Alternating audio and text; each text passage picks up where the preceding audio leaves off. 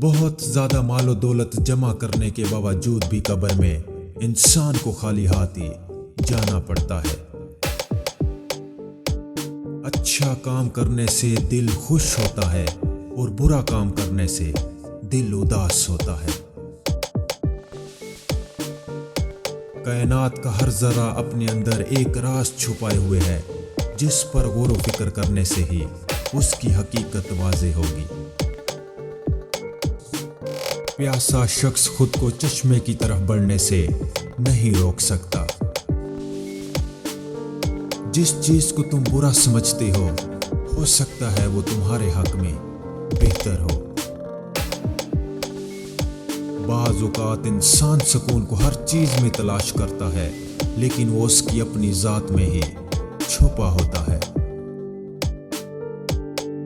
اگر اچھا بولنا چاہتے ہو تو اچھا پڑھنے اور سننے کی عادت ڈالو۔ جب انسان اللہ کے قریب ہوتا ہے تو اللہ بھی اس کے قریب ہو جاتا ہے۔ جب اللہ پر مکمل یقین ہو جائے تو اس کی مخلوق سے نہ گھبراؤ۔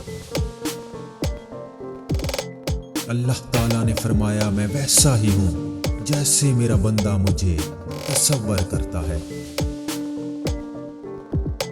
بات چیت کرنے سے انسان کی عقل مندی میں اضافہ ہوتا ہے، لیکن تنہائی وہ مدرسہ ہے جہاں سے عظیم لوگ جنم لیتے ہیں۔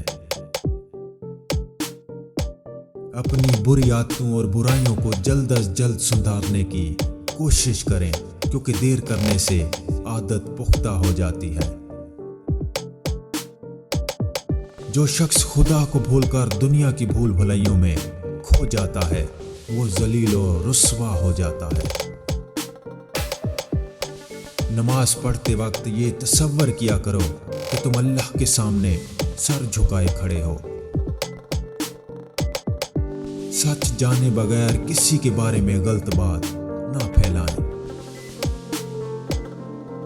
جو چیز آج آپ کو اچھی لگ رہی ہے کل وہی چیز بری محسوس ہوگی۔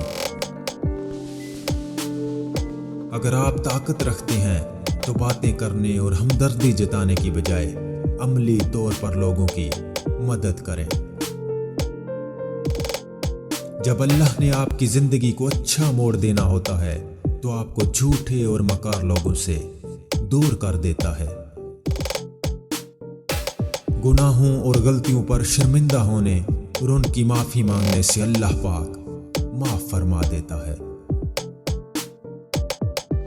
پیار کا اظہار زبان سے نہیں عمل سے کرو۔ دنیا میں ایسا مقام حاصل کرو کہ لوگ تم جیسا بننے کی خواہش کریں۔ ہر حال میں اللہ کے شکر گزار رہیں اور مشکل میں بھی شکوے شکایات اور ناشکری کبھی نہ کریں۔